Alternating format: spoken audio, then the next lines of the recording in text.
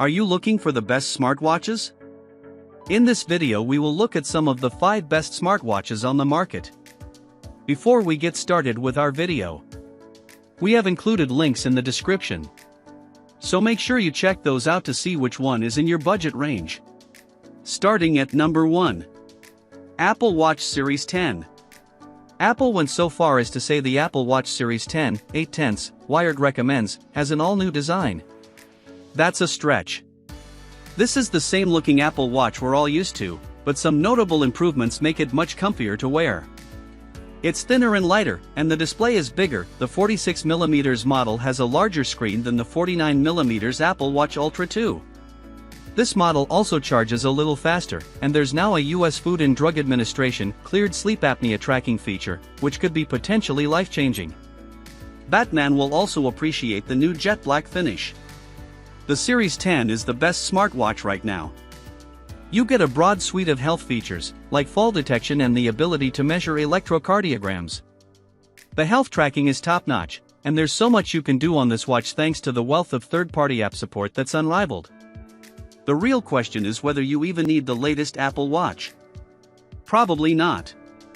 Even the Series 6 can take advantage of most of the features in watchOS 11. Apple also hasn't brought back blood oxygen sensing due to pending litigation, and the Series 10 would have been the right moment to improve on the annoyingly low 18-hour battery life. Oh well, maybe that'll change when these go to 11. Check out our guide to the best Apple Watch accessories if you want to see how you can change up the look of the watch with some snazzy straps. At number 2. Fitbit Ace LTE. There are a lot of poor quality kids smartwatches with potentially dangerous vulnerabilities. That's why we're a little more comfortable recommending the Fitbit Ace LTE, 8 out of 10, Wired recommends. Google-owned Fitbit promises not to store children's health data for research, and it will delete location history after 24 hours and all health data after 30 days.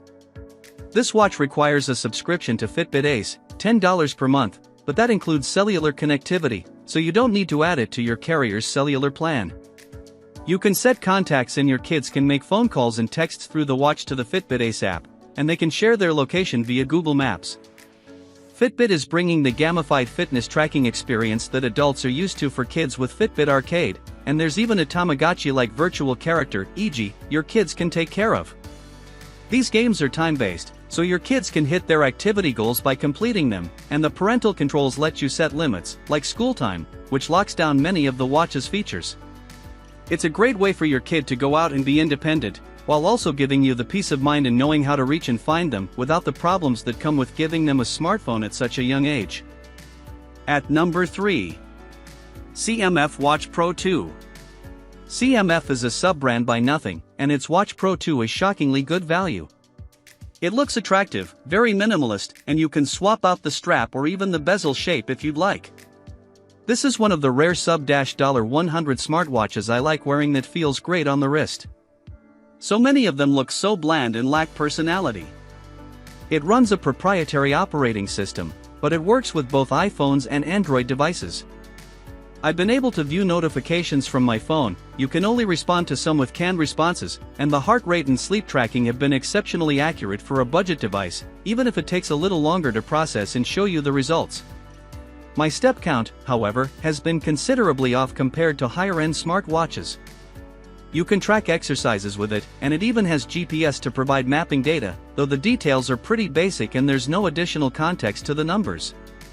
You can also control music playback, change watch faces, they're all very pretty on the AMOLED display, and check the weather. The app is slick, though I have noticed the watch tends to get disconnected, so some notifications don't come through all the time. Sometimes, the screen on the watch gets stuck on one screen and I have to press the crown to go back to the home screen. These are fairly minor quibbles, especially considering the excellent 10-day battery life I was able to hit. I went to Paris for a few days and came back, and I didn't even bring the charger. It's rare to find this kind of value for $69. At number 4. Apple Watch Ultra 2. Frequently escaping to the hills every weekend? If your activities often take you to remote areas and rough terrain, then it might be smart to pony up for the expensive, uber durable, and gigantic Apple Watch Ultra 2, 8 out of 10, Wired recommends. A bigger watch means a bigger battery. We got nearly 4 days with normal use. The Ultra 2 has better mics than the Series 9 to pick up your voice, an 86 decibel siren to alert your position to anyone nearby, and a more precise GPS to better track your hikes, plus help you find your way back with the backtrack feature.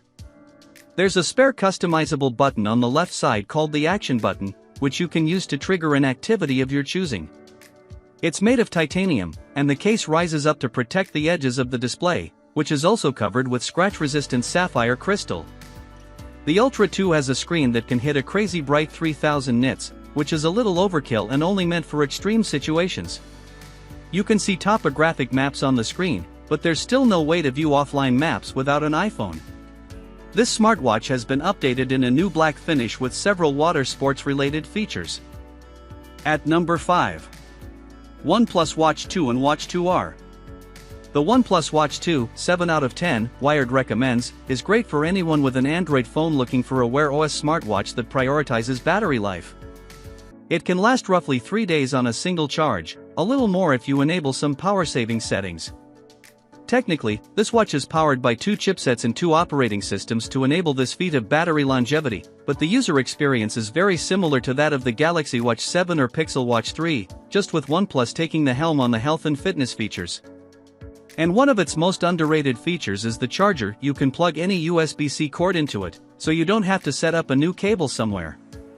It's worth noting that this is a large watch, so consider it carefully if you have small wrists. Health capabilities are lacking. There's no fall detection or electrocardiogram, but there's sleep tracking and it's pretty accurate. Some features, like heart rate tracking, distance traveled, and steps, have mixed accuracy in our testing, which means you shouldn't buy this smartwatch if you're primarily using it for those functions. It's also not as easy to transfer your watch data to a new phone, unlike more recent Wear OS watches. Otherwise, I could control my smart home devices via Google Home, handle music playback, respond to Slack messages, and delete those pesky emails, all without having to take my phone out of my pocket. Also, consider the newer OnePlus Watch 2R, which you can snag for less cash. The differences are mostly around build quality. The screen doesn't get as bright, it has an aluminum case instead of stainless steel, and there's no sapphire crystal protecting the screen, so it's less durable. However, this makes it lighter and comfier to wear. If that's a priority, and you'd rather save some dough, go with the 2R.